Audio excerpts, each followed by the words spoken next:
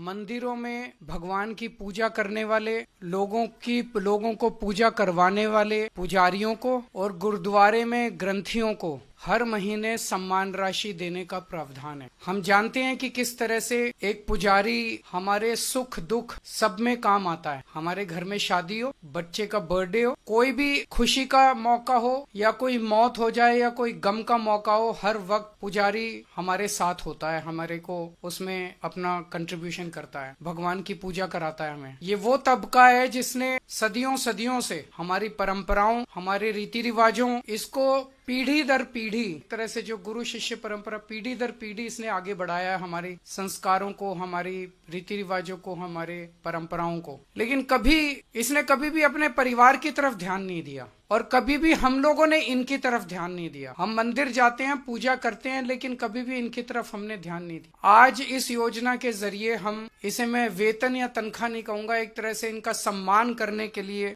इसकी घोषणा कर रहे हैं कि लगभग 18,000 रुपए महीना इनको सम्मान राशि दी जाएगी हमारी सरकार बनने पर। यह देश में पहली बार हो रहा है। आज तक कभी किसी पार्टी, किसी सरकार ने ऐसा नहीं किया। ये पहली बार हो रहा है। जैसे दिल्ली में हमने कई काम पहली बार किए, स्कूल अच्छे किए, पहली बार किए, अस्पताल अच्छे किए, पहली बार किए, महिलाओं के लिए बस यात्रा फ्री करी, पहली बार करी। ऐसे ये पहली बार हो रहा है और मैं उम्मीद करता हूं कि भारतीय जनता पार्टी और कांग्रेस की सरकारें भी इससे सीख के अपने अपने राज्यों के अंदर पुजारियों और ग्रंथियों के सम्मान के लिए ऐसी योजनाएं लागू करेंगी। इस योजना का कल से रजिस्ट्रेशन चालू होगा। कल इस योजना का रजिस्ट्रेशन एक तरह से शुभारंभ करने के लिए मैं कनॉट प्लेस के हनुमान मंदिर जाऊंगा और वहां के पुजारियों का रजिस्ट्रेशन करके आऊंगा और उसके बाद दिल्ली के सभी मंदिरों और गुरुद्वारों में हमारे एमएलएज, हमारे कैंडिडेट्स, हमारे कार्यकर्ता, पुजारियों का और ग्रंथियों का रजिस्ट्रेशन कल से फिर मेरे आरंभ करने के बाद पूरे दिल्ली के अंदर इसका रजिस्ट्रेशन चालू होगा।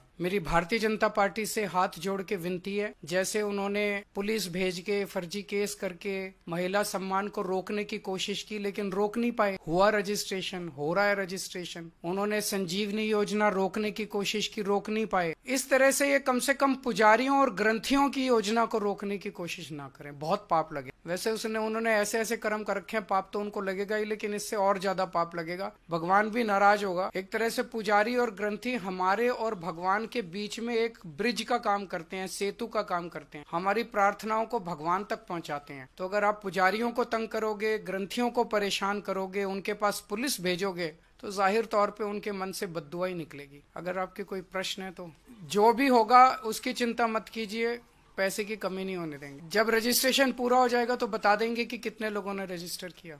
मेरी इनसे रिक्वेस्ट है कि हरदीप पुरी जी को गिरफ्तार कर लीजिए। उनके पास सारा डेटा है, कहां कहां उन्होंने रोहिंग्यों को बसाया, उन्होंने ट्वीट करके बताया है। ये इतनी मेहनत कर रहे हैं, जरूरत क्या है, नौटंकी क्यों कर रहे हैं? हरदीप पुरी जी के पास और अमित शाह जी के पास सारा डेटा है, कहां किस रोहिंग्या को बसाया, वहां उसको कर लो गिरफ्तार। ऐसी नौटंकी मचा रखी है, मतलब इन्होंने कोई देश चलाना थोड़ी है, सुबह से शाम तक नाटक करते रहते हैं ये लोग।